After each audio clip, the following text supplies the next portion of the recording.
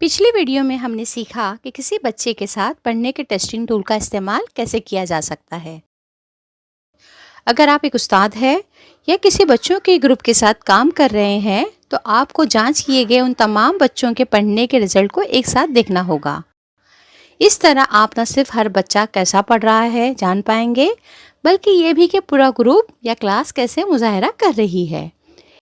इस वीडियो में हम सीखेंगे कि पूरे ग्रुप या जमात की जांच के रिजल्ट को कैसे रिकॉर्ड किया जाए और उसका इस्तेमाल कैसे किया जाए। आइए इस रिकॉर्डिंग शीट को देखें। इसका क्या मतलब है कि जब हम कहते हैं कि एक बच्चे को आला सतह पर निशानजद करें, क्या आपको पिछले वीडियो की सना याद है? वो इक्तिबास और कहानी दोनों को रवानी के साथ और सही तरीके से पढ़ सकती थी, इसीलिए वो कहानी सतह पर निशानजद की गई थी।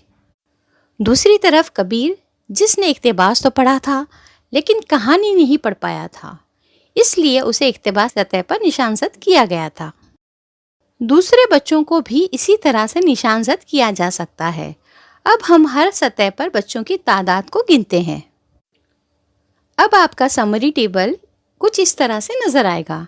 क्या आप मुझे ये टेबल आसान तरीके से समझा सकते हैं?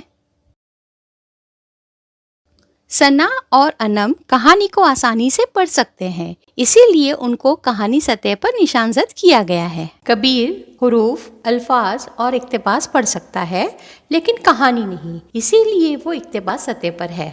सीमा और सानिया हुरूफ और अल्फाज पढ़ सकते हैं लेकिन इक्तिबास और कहानी नहीं, इसीलिए वो अल्फाज सतह पर निशानजद किए गए हैं। समीर, तानिया और साहिल हुरूफ पढ़ सकते हैं लेकिन अल्फाज नहीं, इसीलिए उनको हुरूफ सतह पर निशानजद किया गया है। रेहान और खुशबू हुरूफ भी नहीं पढ़ सकते हैं, इसीलिए उनको इब्तिदाई सतह पर निशानजद किया गया है। आप इस तरह के चार्ट का इस्तेमाल हर बच्चे की सतह को समझने के लिए और पूरी जमात की सतह को समझने के लिए कर सकते हैं। इब्तिदाई जांच को बेसलाइन कहा जाता है।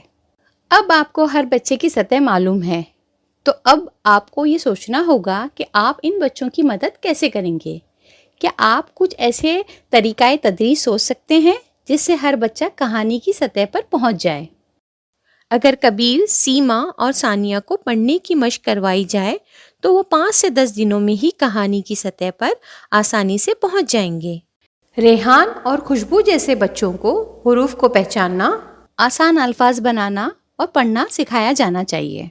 जैसे जैसे आप बच्चों के साथ काम करते हैं, उनके पढ़ने में बेहतरी आएगी और इसीलिए आप उनकी तरक्की को नोट करने के लिए दिए गए मिड लाइन और एंड लाइन का कॉलम का इस्तेमाल कर सकते हैं। थोड़े वक्त के लिए जब आप और बच्चे एक साथ पढ़ने पढ़ाने का काम करते हैं तो आपको मालूम होगा कि ज़्यादातर बच्चे इक्तिबास या कहानी पढ़ने की सतह पर चले जाते हैं। तो आपने इस वीडियो में क्या सीखा? आपने सीखा कि हर एक बच्चे के रिजल्ट को कैसे रिकॉर्ड करें, किसी ग्रुप के बच्चों के पढ़ने की सतह को कैसे इख्तिसार में पेश करें और कैसे तमाम बच्चों के रिजल्ट को आसानी से एक साथ देखकर समझ पाएं और बच्चों को पढ़ना सिखाएं।